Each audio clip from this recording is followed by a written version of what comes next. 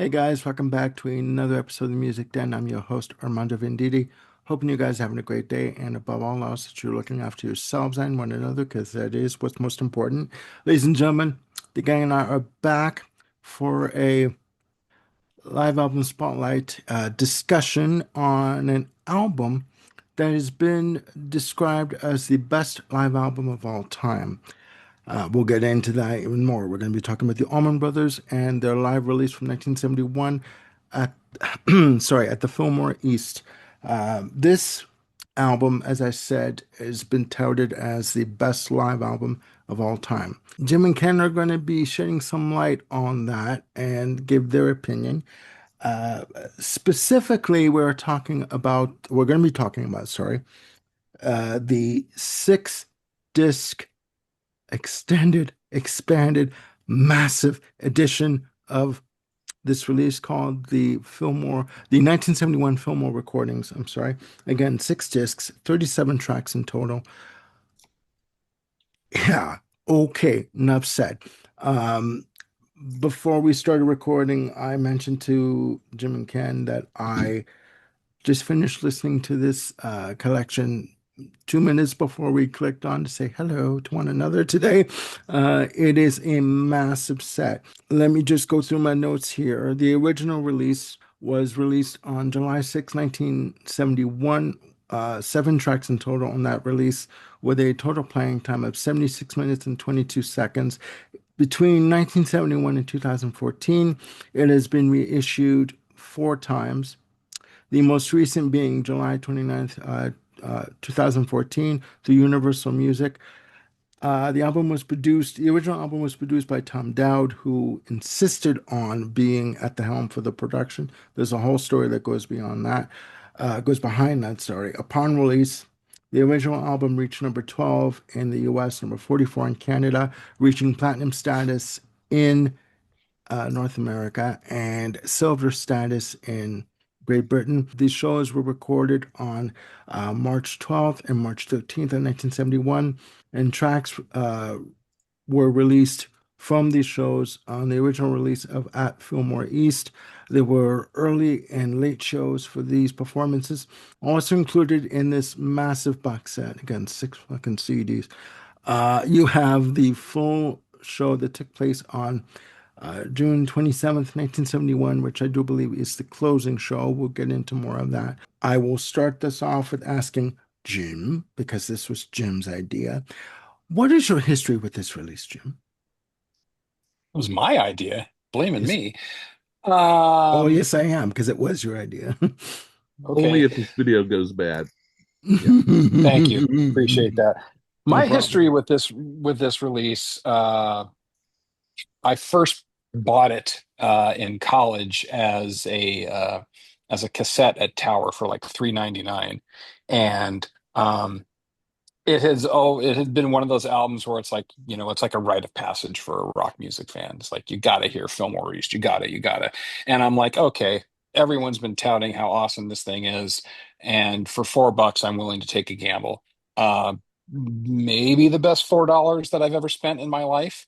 Um, the more time I spend with this album, the more I appreciate it. And I even put a little post up on Facebook today that, um, in memory of Elizabeth Reed, may be the finest live recording ever issued.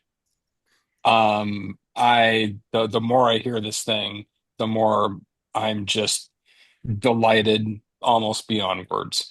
Um, yeah, there, whatever was in the water that March 71 at Fillmore East, they captured it, and it was totally amazing. Um, I wish I could remember exactly what the exact tipping point was for getting me to buy it at that day and time, but yeah, no regrets. Okay. And I should also mention, just before I forget, that there is also a three Blu-ray audio disc edition that was released that contains the concert in a multi-channel mix. Uh, Ken, what is your history with this album, if any? Do you is was this? I'm gonna say a new for me. Let me just go backwards, go back a little bit. For me, Yeah, this is a brand new discovery for me. yeah, Literally a brand new discovery, sure. and what a discovery. But for you, what is your history with this release? Well, this is generally the Allman Brothers are categorized in several different genres. Um, Probably one of the most common genre is Southern rock, even though there's to me it's almost more blues than rock. Hmm. But anyway, growing up in the southeast part of the country, specifically North Florida, which is where I grew up, was very near Georgia. Allman Brothers came out of Jacksonville, which was in driving distance. So during the 70s, Southern rock really did. Um, that's where it really the roots were planted. Mhm. My experience. However, the other for me, the other big Southern rock band is Leonard Skinner, Yeah. which is not blues based, at least not to me. And so, um, Allman Brothers and well, Southern rock was just big. It was just huge where I was, um, and I think Leonard Skinner was more popular because it was just kind of it was rock, Yeah. and that was more popular than Yeah. blues. Yeah. So when I discovered, and I don't remember how I discovered um, these guys, um, but it was the blues element that really caught me, Hmm. and it was this album because it was just such a huge hit, just in general. So my introduction to the Almonds was this album, and so I just sought it out. It was something different. It's like, okay, I need to hear a little bit something about this. And honestly, I didn't realize it was a live album until I bought it, because whatever I heard on the radio, it didn't sound like a live album. It was just so crisp and clean, and the mix was so clear. Um, but yeah, I mean, 1971. So I probably discovered it around 74, I would guess. When I hit high school, Armando. Um, and Bloody hell. Go on. Yeah, it was Southern rock was just a part of a real big part of the culture of where I grew up. So it was inevitable that I would come across it in one way or the other. Um, I think probably my first purchase of it was probably on cassette also, Hmm. now that I think about it, Hmm. which has I long have since disappeared. I probably loaned it out and never got it back. Okay. wanted to throw out a comment, and then I have a question for Armando. So, um, yeah, I mean, this live album exploded because the almonds were so freaking good. In fact, so this was recorded over 2 nights, but they actually played a 3 night stint there, March 11th, 12th, and 13th. The original ads for these gigs were, it was kind of like this blues thing. It was Johnny Winter and the Elvin Bishop Group, extra added attraction, Allman Brothers. So even though Johnny Winter was billed as the headliner, by the final night of the run, the Allman Brothers were the headliner because Bill Graham just lost his mind about how great these guys were. And with evidence of what's on the recording, you can't blame him. I mean, God help the people following behind, the Allman Brothers. Like, how do you top that? There's a reason why Eric Clapton's like Dwayne Allman. I gotta play with him. So that just kind of shows you the electricity and the vibe that was going on for the band at the time. My question to you, Armando, is how in the heck, being as huge of a music fan as you are, how in the heck did you avoid stumbling over live at Fillmore East for all these long years until now? I've been sheltered. No. Blues rock for me really wasn't in my wheelhouse. Um, the idea of jamming, for 15 to 20 minutes, uh, Yeah. improv, doing improv pieces, extended improv pieces, really didn't attract me as a teenager.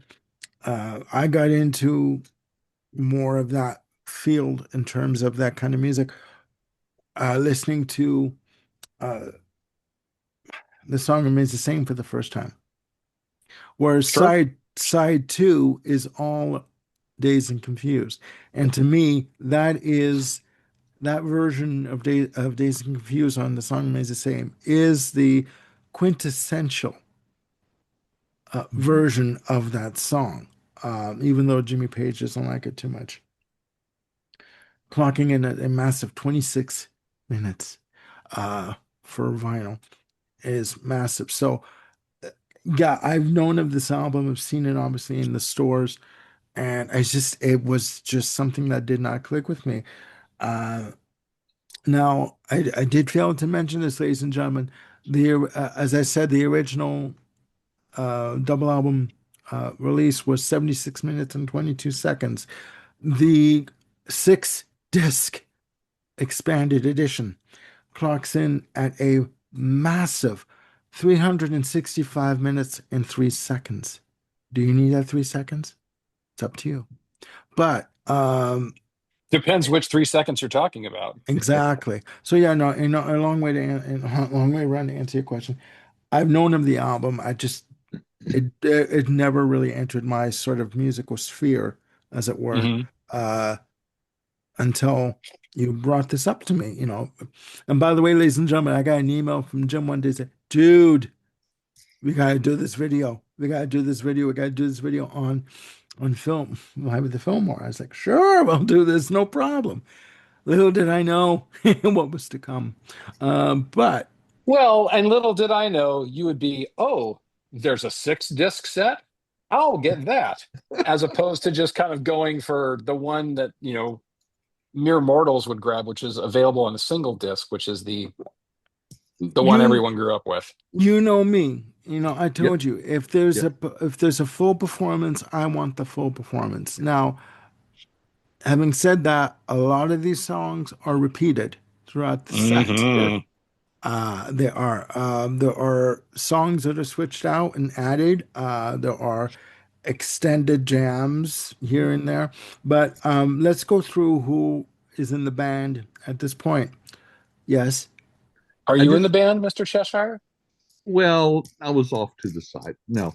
Okay. Armando, I want to expand a little bit on what you said as far as another genre the Almonds fell into was somewhat of a jam band. yeah, I am not a jam band fan. And when I duly think noted. about all the bands that I consider jam bands, the obvious ones. The Allman Brothers is the exception for me, and it's a combination of just the incredible musical ability of um, all the musicians in the band at the time, and there again the blues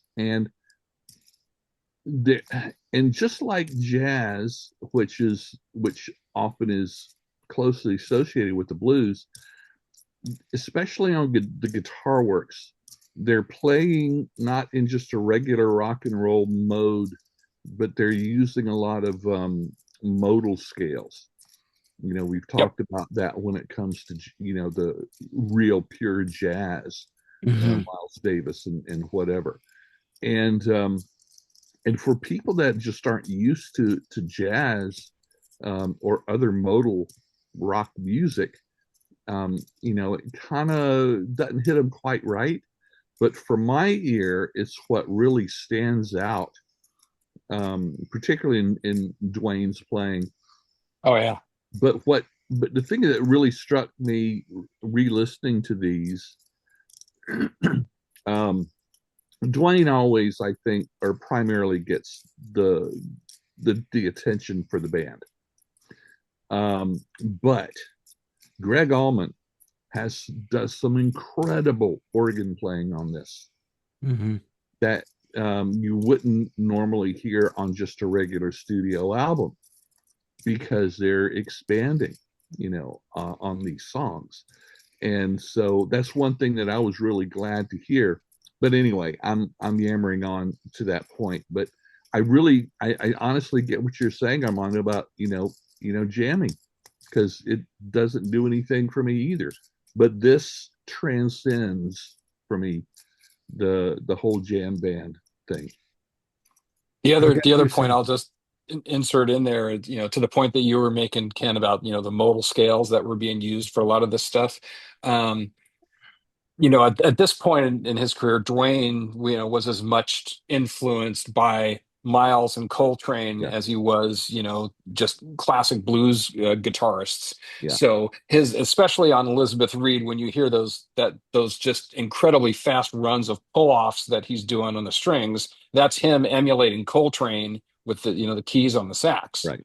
Um, so, and the other thing that distinguishes Allman Brothers from, I guess, what are the other big two of Southern rock, which would be Skinnerd and Marshall Tucker, maybe a couple more in that time zone.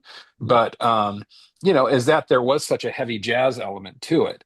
Yeah, rock, yeah, blues, but there's this X factor that was pulled in with jazz and improvisation within the song, that's just territory that Skinnerd and Marshall Tucker, to the best of my knowledge, just sure. never touched.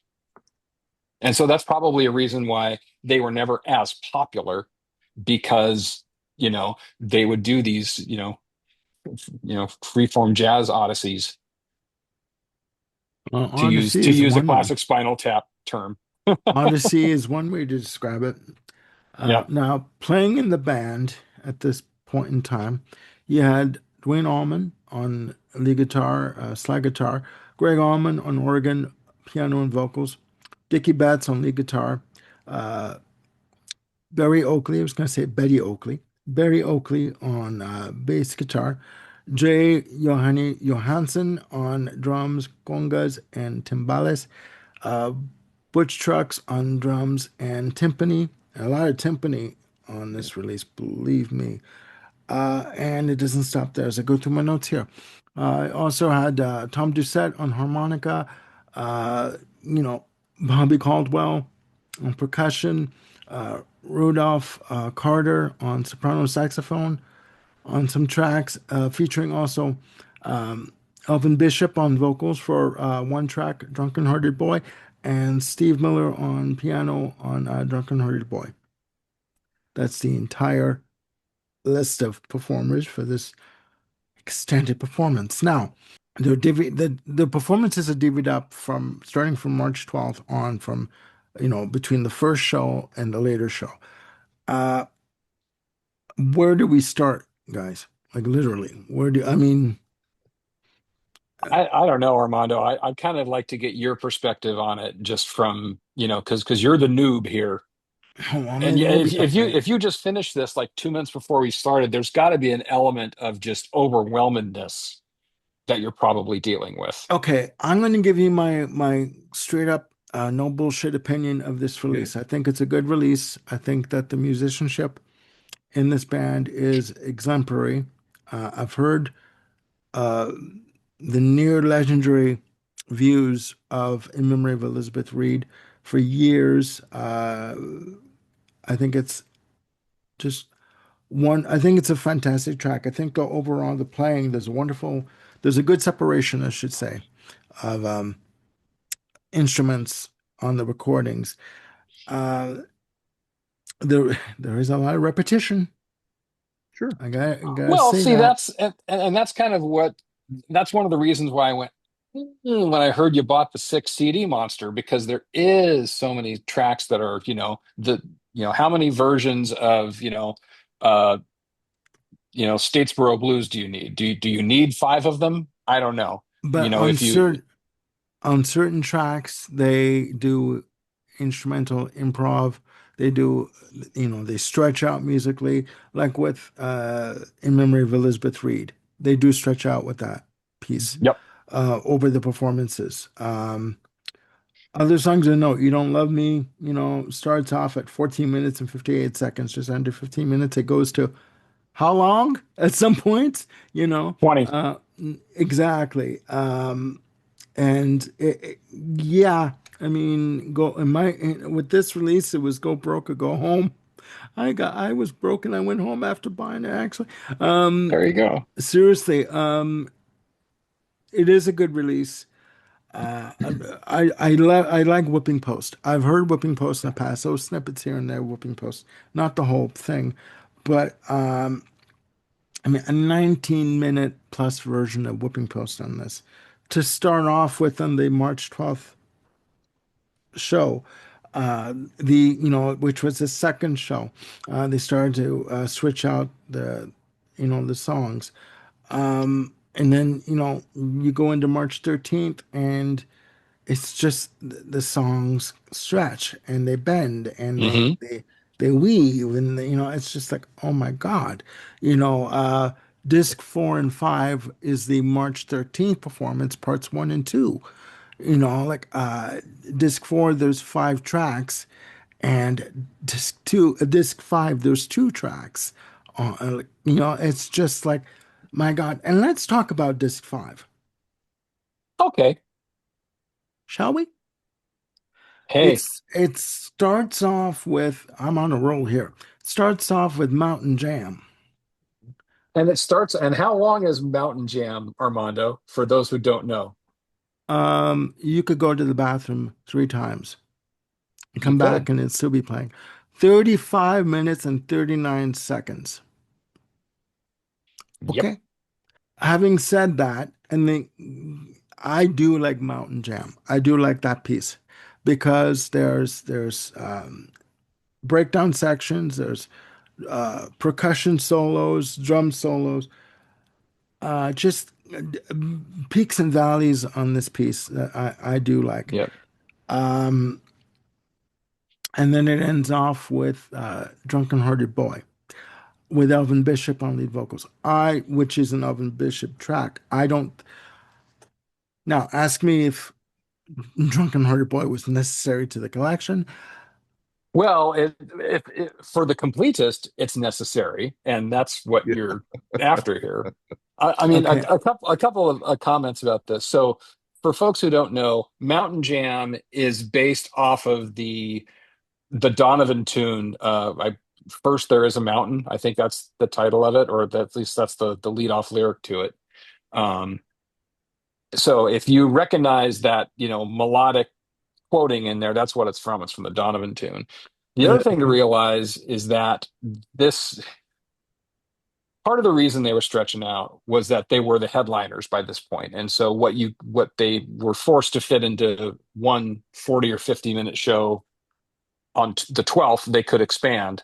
Um, the second is that, Armando, you're saying, the rules are there are no rules a lot of the time. And for the second show that night, that was particularly the case because if memory serves right, there was a fire alarm that was pulled between the two shows on the 13th.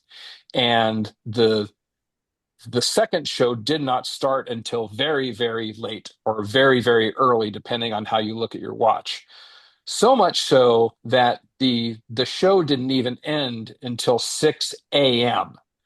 So what you're hearing them as far as stretching out on Mountain Jam, they're probably like really, really tired, but they're just on such a musical high that they're just absolutely going for it. So the context of knowing that and knowing that they're playing that hard and that intense at like, 5 a.m. is just ridiculous to me. Okay. All right. I mean, It is what it is. It's an intense performance. The disc six, the final disc, is the June 27th show, June 27th, 1971, the closing show. And it is the complete performance of this show.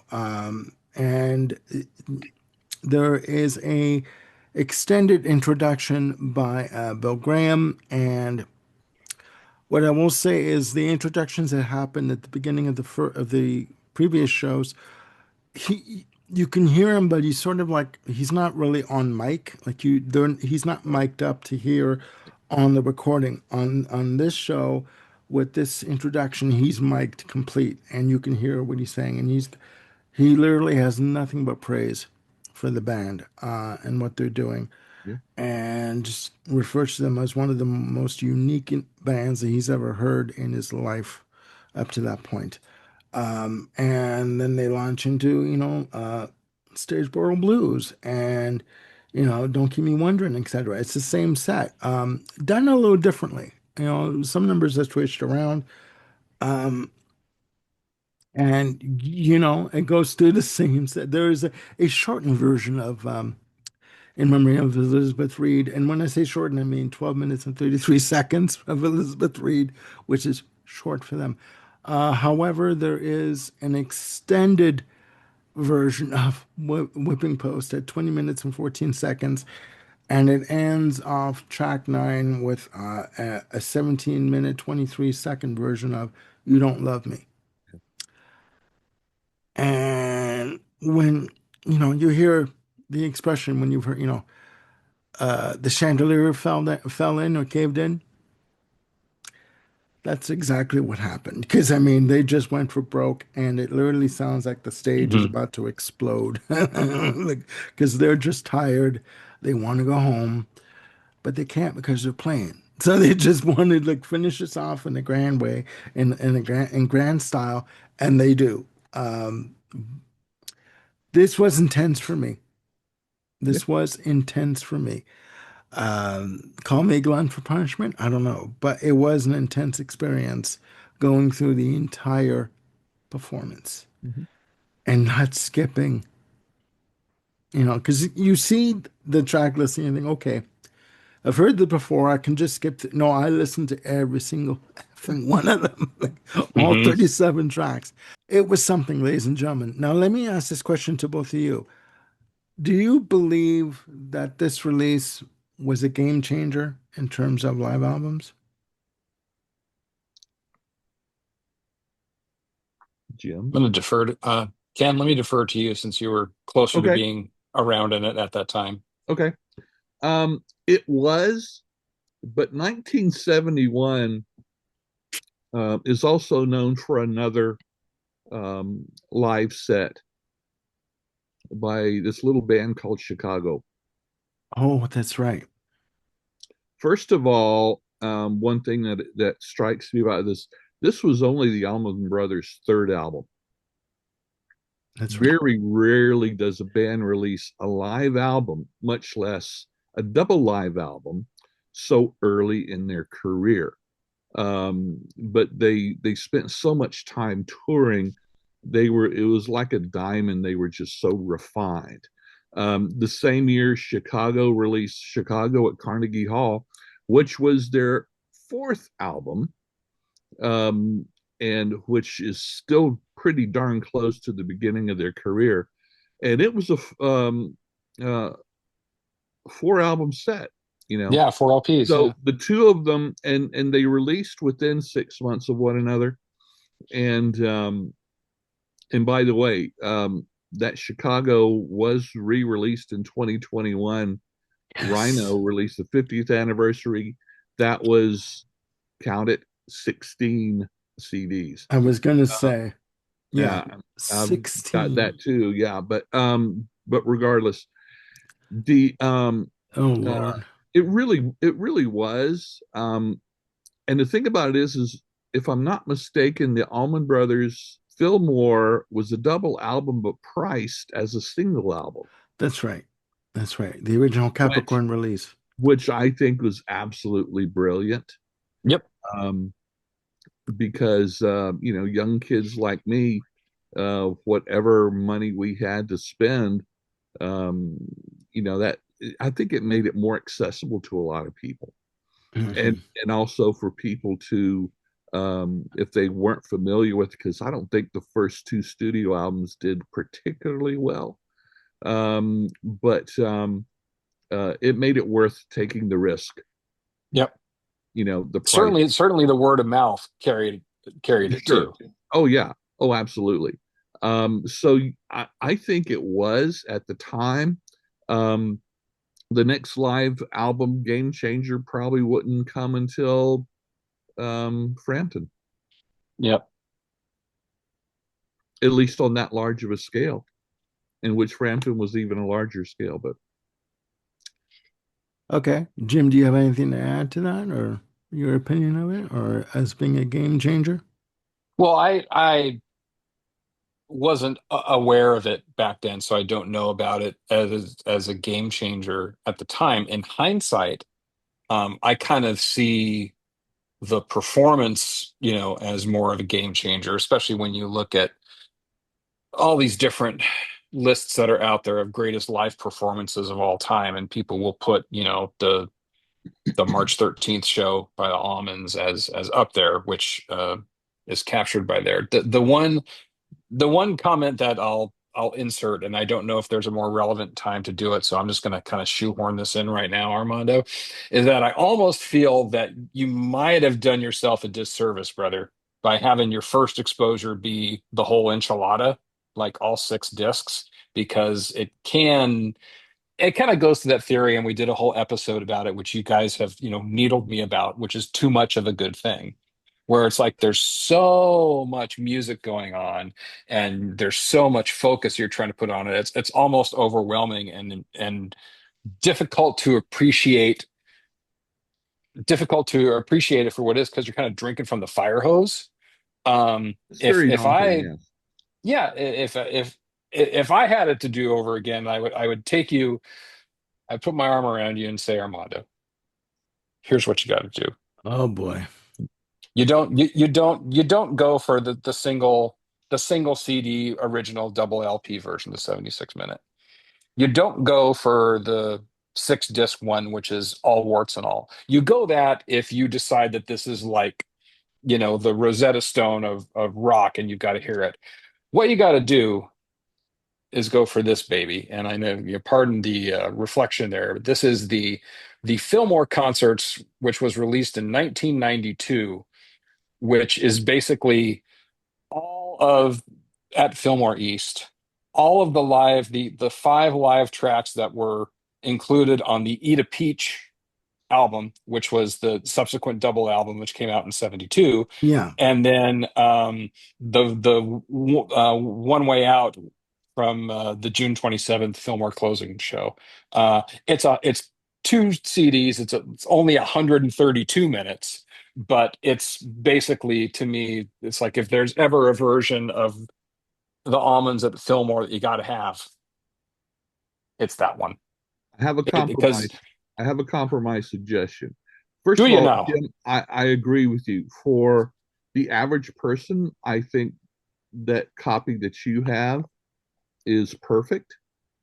Um, Second of all, I think the 6 CD version is for hardcore fans only. But then I don't need to tell our viewers this, because if they're a hardcore almond fan, they know this already. So, Hmm. Armando, what I would recommend Hmm. is, rather than just binge 6 CDs, you choose a specific show That's exactly what I was going to counter and with. Yeah. listen to that show. Um, that'll give you a good, healthy portion. And then the next time you listen to one of the other shows. And as you become more familiar with it, bit by bit, it's like the joke: how do you eat an elephant? One bite at a time. Yeah. And Uh, so once you become familiar with one, then you can start. Then you can really tell, the nuance and the differences Yeah. when you listen to a different show. Okay. Well, let But me anyway, just let me put this out there. I did not binge listen to this set. I listened to it per performance, good, between the Okay. early and good. later performances. But at the same time, it is still a It lot is to still, sonically take in. yeah, I didn't even bother making notes for it because I'm like, you know what? This is going to be a free form discussion. This is this is basically a band, as Jim likes to put it, warts and all. A little guitar noodling here and there isn't going to do much in terms of the note taking and stuff. So yeah, yeah. Again, I would never try and sit through an entire like an entire right. 6 disc set all in one Yeah, I know. go. You're smarter than that. Yeah. But it's still a lot to take in sonically. Sure it is. Uh, Again, it is a good performance. The musicianship on this is exemplary. Is this too much of a good thing? That's my question to put out there right now. Um, I have no way to answer that. Yeah. Well, I'll take a stab at that one. So specifically related to the six CD version. Um, Yes. yes, the first two CDs were for the first two shows on March 12th. Yeah. CD3 was the first show on the 13th. 4 and 5 were the second shows on the 13th.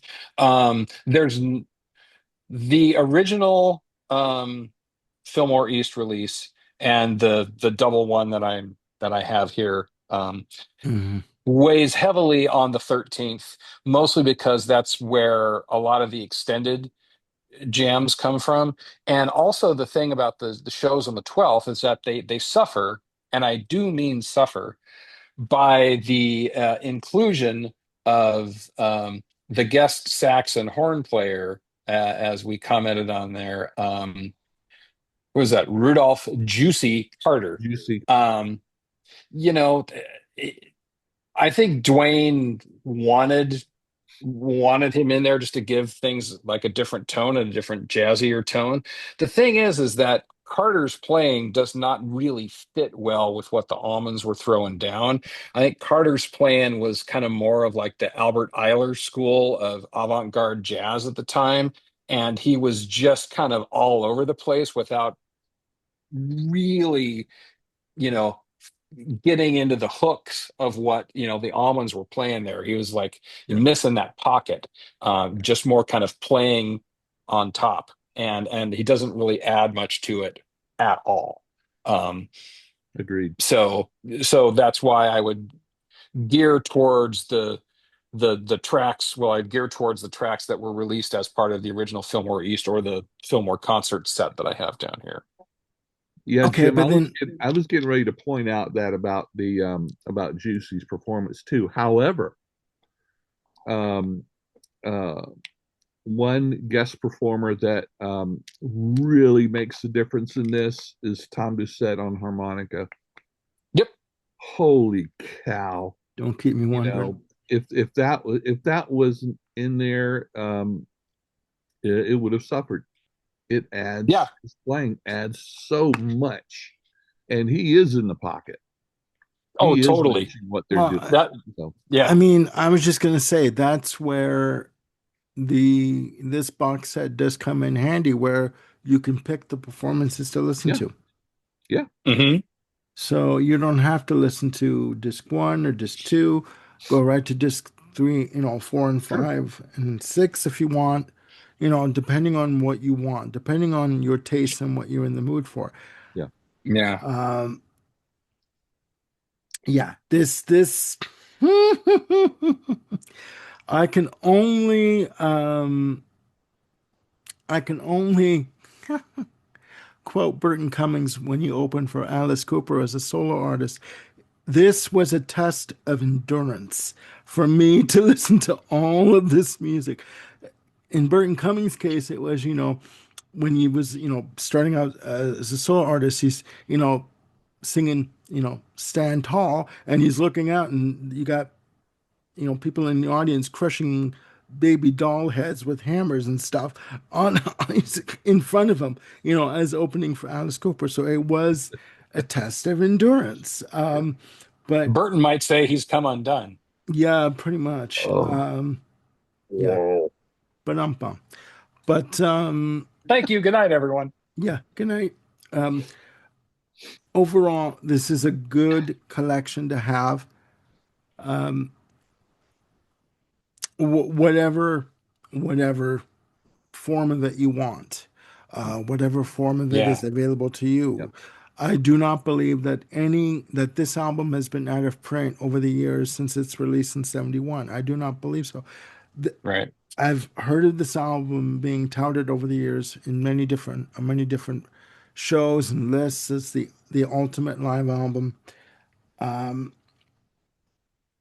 The Mount Rushmore of live albums. I don't know. For me, it's a good album. Is it my Rushmore live album or my Mount Rushmore album? No, I would have to say categorically not at this point because it's still new to me, Yeah. Hmm. In and my top five for sure. it it may change over time. I don't know. But for me, it is good. Again, the musicianship on this album is exemplary. It's a masterclass in just musically letting go and just playing what you feel. And Hmm. and if you don't want to rein it in, don't fucking rein it in. If you want to extend it for another 20 minutes, have at it. The bar is open, go for it. And come back and talk to me when you're done, kind of a thing.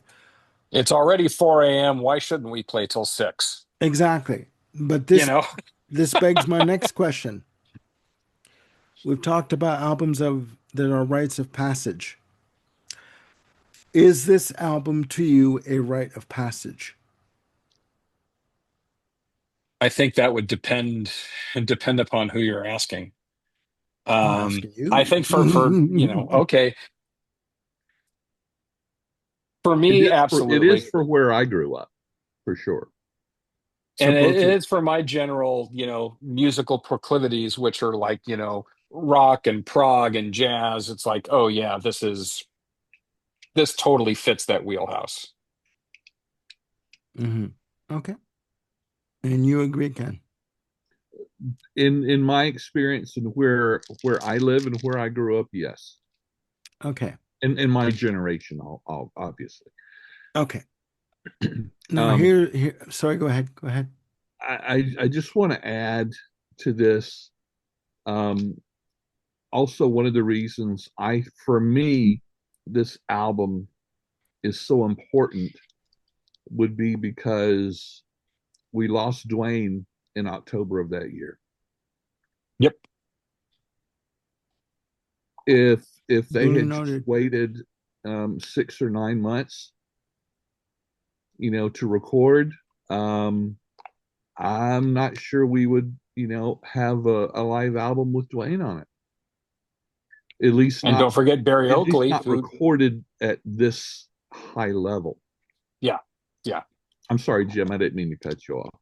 No, I was trying to sneak in there. Let's not forget Barry Oakley, the bass player, who Well, yeah, yeah, was, yeah, yeah. you know, Absolutely. died not long after Yeah, Dwayne. months. Yeah. Okay. Okay. Now, duly noted. Now, the flip side of that coin is looking at this release. I'm not talking about the box set. I'm talking about the album itself.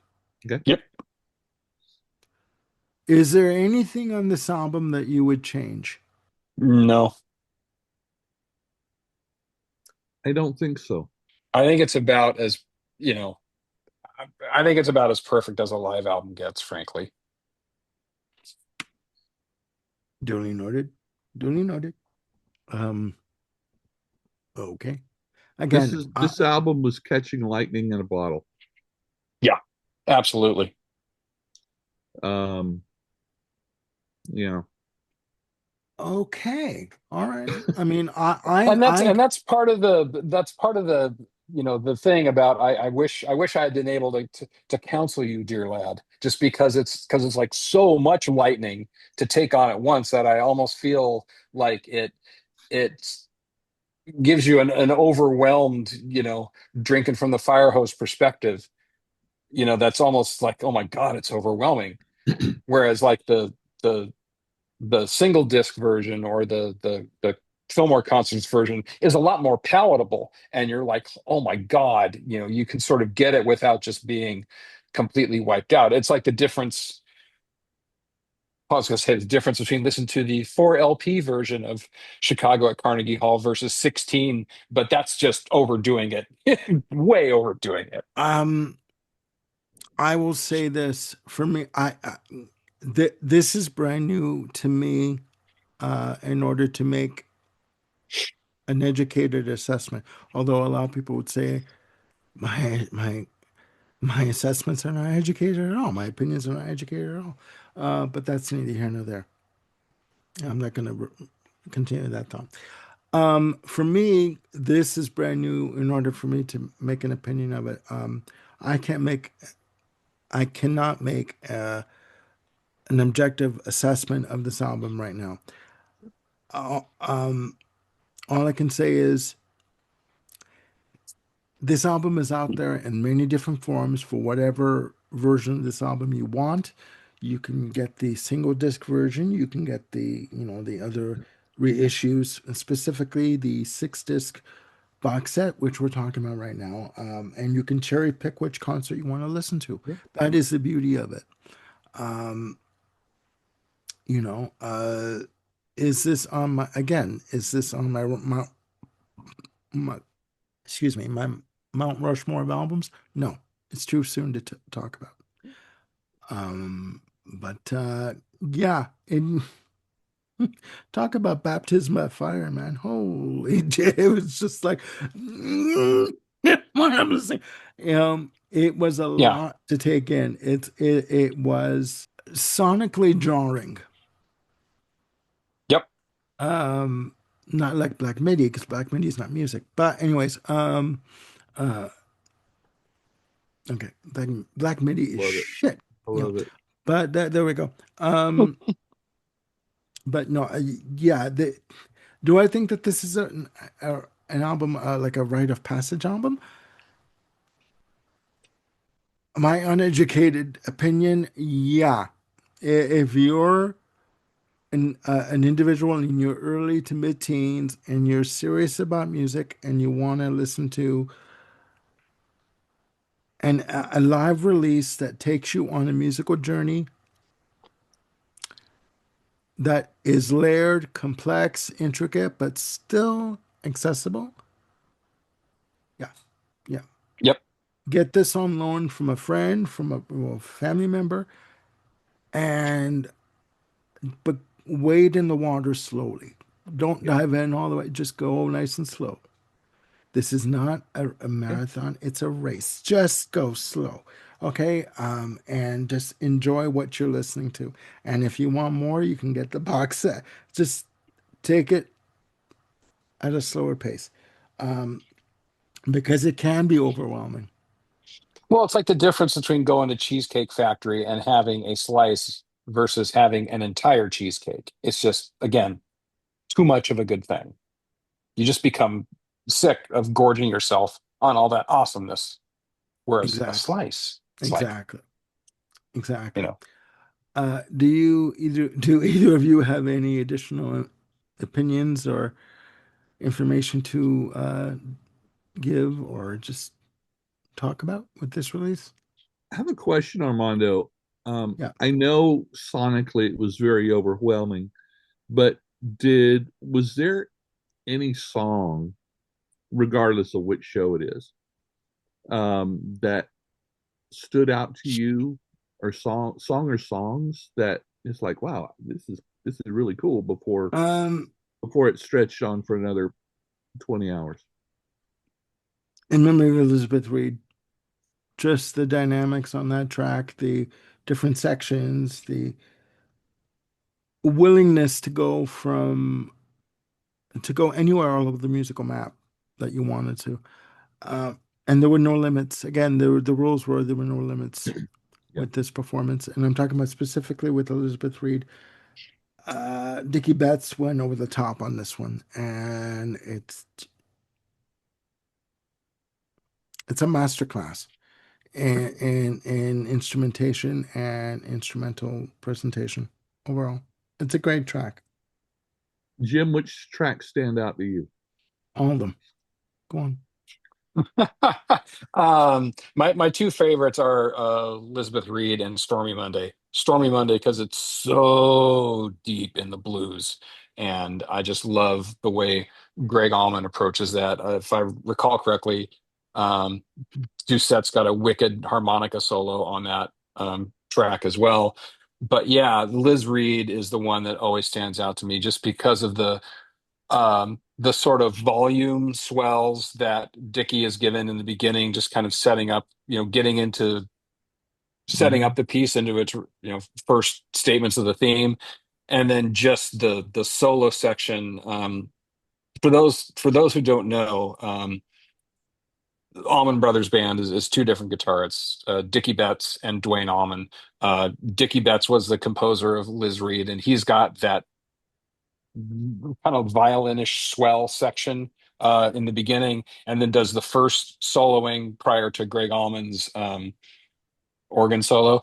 And Dwayne is the end of it, and that's where it's like, what do you do with that? That's where he's got these blazing pull-off runs going, and you're like, oh my God, who was doing this? Because it's just so on another level performance-wise.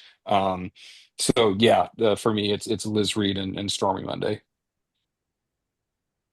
Okay. Ken. And again, the more I listen to this album, the the stronger my contention builds that it's just one of the greatest live albums of all time. Having lived with it now since 1987, 88, it's been a while. Okay. All right. Interesting. Ken, what say you? I think Statesboro Blues is the perfect album opener. It really does set. Other than that, I think One Way Out. I agree with Jim on Stormy Monday, and I know it's probably cliche here Yeah. in 2026, but Whipping Post just always gets me every time. I think Learn probably, how to count to 11, everyone. One, yeah, two, three, to one, me two, three, that's one, two, three, one, two. what Hmm. Elizabeth Reed is to Dickie Betts. I think Whipping Post is to Greg Allman. Sure. That's a fair assessment. Anyway, All right, ladies and gentlemen, I believe we have come to an end for this live album spotlight discussion on Allman Brothers and the 1971 Fillmore recordings, performances, sorry. Please put down in the comments below your opinion of this release and whatever configuration you may have this release, either the original release or the massive 6 CD box set the dog's bollocks. edition of The dog's this. bollocks, exactly. Yes, all of that included. All that in a bag of chips. Whatever flavor chips you like, there you go. In a big But bag. we wanted to get your opinion on this, so please put your comments down below. Yeah, this has been an interesting listen, and I'm going to thank Jim for, even though he doesn't remember it being his idea, for giving us the idea for this episode. And please click like and subscribe and hit the notification bell to keep yourselves on top of any new content we got coming up. And follow us on X. We got videos coming up, and please let us know your opinion of this album and any videos that we're going to be putting up on X. Okay? That's coming up very soon. For Jim, Ken, I'm Armando. About to go take a nap after this, signing off. And we'll see you soon again on the Music Den. I should mention that Yes. Bill Schuster's coming back on the channel for an episode of Outlaws and Heroes. We're going to be talking about his favorite country rock albums. We are going to be doing an episode on, I mentioned it in the episode, Mount Rushmore releases. And we're going to be coming up with a list of that. We're also going to be doing an episode on, it's called Second Time Around, favorite sophomore releases that we're going to be talking about. Bill Schuster and I are going to be covering that. And Jim and Ken have so graciously agreed to give me their list, so should be an ass burner of an episode. That's coming up. So please stay tuned for that. We have more ideas that we're working on, and we're going to get them to you as soon as we possibly can. All right. Thank you for watching, and we'll see you soon on the music then. Bye for now.